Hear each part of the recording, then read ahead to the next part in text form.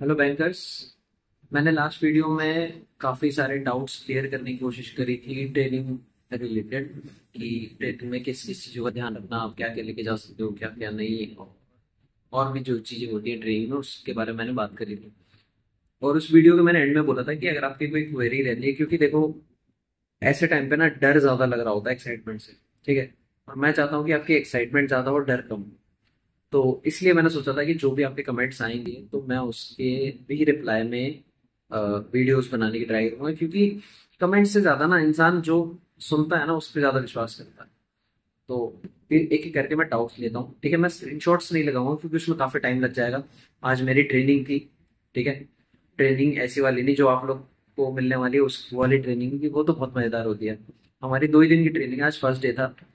Digital product से related और customer का और ज़्यादा ध्यान कैसे रख सकते हैं उससे रिलेटेड। तो मैं भी थका हुआ हूँ, तो बहुत ज़्यादा एडिटिंग ना करनी पड़े इस वजह से मैं डायरेक्ट क्वेश्चंस लूंगा, उनके स्क्रीनशॉट्स नहीं लगाऊंगा मैं वीडियो में। ठीक है, तो स्टार्ट करते हैं। पहला जो एक डाउट है वो ट्रैवलिंग से रिलेटेड ही है। एक जने ने पूछा कि सर एक दिन पहले जा सकते हैं कि नहीं, जबकि मैंने वो वीडियो में बताया था। स्टिल उसमें कमेंट आया था लिटिल बिट सरप्राइज, तो मैं इसको थोड़ा और अच्छे से एक्सप्लेन करता हूँ। आप एक दिन पहले भी जा सकते हो। मान लो आपकी 6 तारीख से ट्रेनिंग शुरू है या 7 तारीख से ट्रेनिंग शुरू है। 7 तारीख से शुरू है तो आप 6 तारीख को भी सुबह भी पहुंच सकते हो। 6 तारीख को इनफैक्ट ये नहीं कि शाम को पहुंच रहे हो, 6 तारीख को सुबह भी पहुंच सकते हो। इसी के साथ मैं एक और चीज ज्वाइन कर देता हूँ, आपकी जो जाने की टाइमिंग है। ठीक है। कुछ कुछ के साथ ऐसा है कि भैया टिकट लेने में ज़्यादा, बहुत सारी ये वाली क्वेरी भी थी कि सर टिकट लेने में टाइम लग जाता है, टिकट मिलना ना मिलना। तो उसके लिए भी मैं बताता हूँ कि अगर मान लो आपकी ट्रेनिंग आज खत्म है, आज लास्ट डे आपका ट्रेनिंग का, स्टिल आप एक और दिन रुक के जा सकते हो। अगले दिन भी पूरी रात रुक के जा सकते हो। इवन परसों सुबह जा सकते हो। समझ रहे हो मैं क्या बोलना चाहता हूँ। और ऐसा नहीं है कि नया बैच आ गया तब भी आप उस बैच के साथ भी इंजॉय कर रहे हो, ऐसा नहीं है। अब इसमें एक जो लूप है वो क्या है कि जैसे आपकी ट्रेनिंग खत्म होती है, इसमें एक और डाउट भी कवर हो रहा है। एक जने ने पूछा था कि ट्रेनिंग के कितने दिनों बाद आपको ब्रांच में रिपोर्ट करना होता है या सर्कल ऑफिस रिपोर्ट करना होता है। पहले तो सर्कल ऑफिस रिपोर्ट करना होता है मेनली, उसके बाद ब्रांच मिलती है।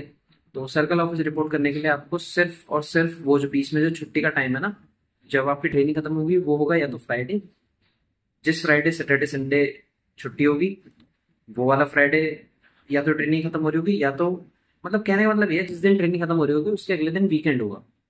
ठीक है, तो उस वीकेंड तक का ही टाइम होगा आपके पास।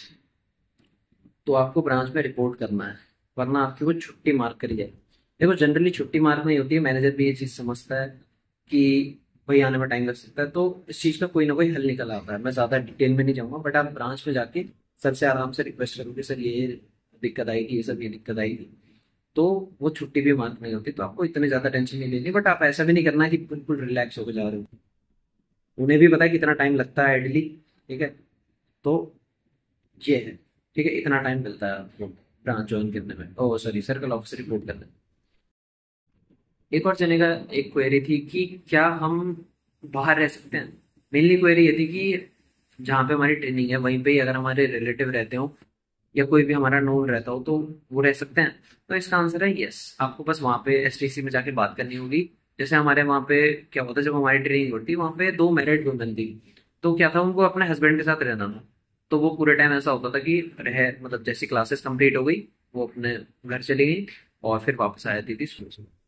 तो आप लोग भी जाके ये चीज़ पता कर सकते हो। आपको रीजन के साथ आपको ये चीज़ रखनी पड़ेगी उनके सामने कि ये रीजन की वजह से मेरे को घर जाने का वो दिया जाए, और मैं रिपोर्ट कर दूंगी सुबह सुबह वापस कर देना। ब्रांच अलॉटमेंट कब होगा। देखो ब्रांच अलॉटमेंट आपको, देखो ट्रेनिंग आपकी कंप्लीट हुई, उसके बाद आपको सर्कल ऑफिस रिपोर्ट करना होता है। मान लो मुझे मिला जैसे बुलंदशहर सर्कल मिला, बुलंदशहर सर्कल आप गए, फिर वहां पे आपको ब्रांच अलॉट होती है, अगले दिन फिर आपको ब्रांच जाना होता है। सिंपल। अच्छा एक और चीज बता दूं, बहुत लोग मेल को रिलेटेड पर मेल को लेके बहुत ज्यादा परेशान है। मेल अभी किसी के पास नहीं आया है, तो इसके बारे में आप टेंशन मत लो, आपके पास मेल आ जाएगा। तो मेल को लेके टेंशन बिल्कुल नहीं लेनी। एक जने ने पूछा सर इसमें बॉन्ड होता है क्या। इसमें कोई बॉन्ड नहीं होता। ये क्लेरिकल कैडर है, क्लेरिकल लेवल पे कोई भी बॉन्ड साइन नहीं किया जाता, कोई भी मतलब कुछ भी नहीं होता, वो पीओ लेवल पे होता है। ठीक है। ट्रैवलिंग रिएम्बर्समेंट मिलता है क्या। देखो जब आप एसटीसी पहुंच रहे हो, ठीक है, तब तक आप एम्प्लॉय नहीं हो, आप एम्प्लॉय बनने जा रहे हो। तो आपको रियम्बर्समेंट नहीं मिलेगा। बट जब आप ट्रेनिंग कंप्लीट कर लेते हो उसके बाद आप जहां भी जाते हो, इवन ऑटो का किराया, ठीक है, आपको पूरी एग्जैक्ट डिटेल बता देता हूँ। ऑटो का किराया, जो कैब, ठीक है, ट्रेन, और जो बस, ठीक है, एरोप्लेन का नहीं मिलता है, ठीक है, और ट्रेन में भी थर्ड एसी, सेकंड एसी, और ये जो व्हील जो चेयर वाली जो कार होती है वो, कहने का मतलब ये फर्स्ट एसी का नहीं मिलता है, ठीक है। इन सब का रिइम्बर्समेंट आपको मिलेगा। आप जब ट्रेनिंग से सर्कल ऑफिस रिपोर्ट करोगे उसमें भी सब कुछ कवर होगा। सर्कल ऑफिस से जब आप ब्रांच रिपोर्ट करोगे उसमें भी कुछ भी, अगर आप कन्वीनियंस मतलब जो भी ट्रांसपोर्टेशन लेते हो आप आपको उसके भी पूरे पैसे वापस मिलेंगे, तो उसकी टेंशन आपको नहीं है। Sir are you sure first DV नहीं होगा? देखो, 100% श्योरिटी कोई नहीं दे सकता, क्योंकि पिछले साल हुआ था, उससे पिछले साल भी हुआ था। बट हर बार मेल बहुत पहले आ जाता था, जनरली अप्रैल में ही आ जाता था मेल, ठीक है। जिस जिस महीने में रिजल्ट आता है 1 अप्रैल, उसी के मिड में कहीं पे मेल आ जाता है फर्स्ट डीवी के लिए। मेरा जो प्रिडिक्शन है, प्रिडिक्शन क्या है, बहुत अंडरस्टूड है ये चीज कि फर्स्ट डीवी नहीं होगा। अगर ट्रेनिंग का मेल आ गया तो फर्स्ट डीवी नहीं होगा, डायरेक्ट आपका डीवी होगा। अब इसका रीजन क्या, I don't know. I think process को थोड़ा फास्ट कर रहे हैं, तो यही है जो है। सर मैं यूपी से हूँ और मेरा सेंटर बहुत दूर दिखा रहा है। क्वेश्चन जिसका था उसका कोलकाता दिखा रहा था। देखो इसमें कुछ नहीं करा जा सकता। और एक जने ने ये भी पूछा था कि क्या मतलब हुआ इसका, कि भाई हमारा फील्ड फॉर्म, हमारा जो जहाँ से हमने फॉर्म फिल किया है वो यूपी है और हमें कोलकाता भेजा गया है, एक जने को गुवाहाटी भेजा हुआ था, तो इसका क्या मतलब हुआ? देखो यार, कोई जानबूझ के नहीं करता ये सब चीजें, ठीक है, कि इसमें मजा आ रहा हो। इसमें बैंक को भी दिक्कत आएगी, आप लोगों को तो दिक्कत होती ही होती है। ये सर्टेन रीजंस की वजह से होता है। वो रीजंस आप जब ब्रांच ये जो एसटीसी में जाओगे तब आपको पता लग जाता है, बट स्टिल मैं आपको बताता हूँ। ये ऐसा होता है कि एक दो जनों के लिए, मान लो केरला में, केरला फॉर एग्जांपल, बंदे कम ही थे, एक बैच में इतने बंदे डल गए, उसके अलावा बैच में इतने बंदे नहीं डल पाए, तो 3 जनों के लिए एक अलग से बैच नहीं बना सकते, तो उनको किसी और बैच के साथ मर्ज कर दिया जाता है या किसी और ट्रेनिंग सेंटर में शिफ्ट कर दिया जाता है, ठीक। सर क्या मेरा जहाँ ट्रेनिंग सेंटर पड़ा है वहीं पे क्या मेरे को पोस्टिंग मिलेगी? यार ये कैसा सवॉल हो, मुझे नहीं समझ आ रहा। आपने जब यूपी के लिए अप्लाई किया है, आपका अगर असम में भी अगर ट्रेनिंग पड़ती है, गुवाहाटी में अगर ट्रेनिंग पड़ती है, तो भी आपको वैकेंसी जो, आपको जॉब जो मिलेगी वो आपको यूपी की ही इसी सर्कल ऑफिस में मिलेगा। तो इस चीज को लेकर टेंशन में क्यों हो आप? मेडिकल कब होगा? मेडिकल वो लोग नहीं करवाएंगे जब आपके पास मेल आएगा ना ट्रेनिंग के डॉक्यूमेंट से रिलेटेड, उसमें मेडिकल के रिलेटेड एक फॉर्म होगा, तो मेडिकल आपको खुद जाके करवाना होगा। उसके बारे में मैं अच्छे से एक्सप्लेन करूंगा। इस कहने का मतलब ये है कि मेडिकल आप लोगों को भी करवाना होगा।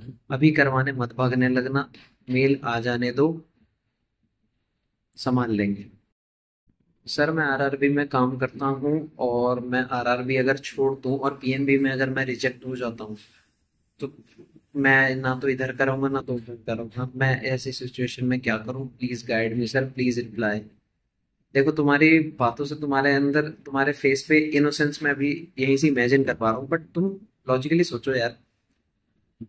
तुम आरआरबी पीओ का डीवी क्लियर कर सकते हो, तो पीएनबी का डीवी ऐसा कुछ वो नहीं है। बहुत सिंपल डीवी होता है, बहुत कोऑपरेटिव डीवी होता है।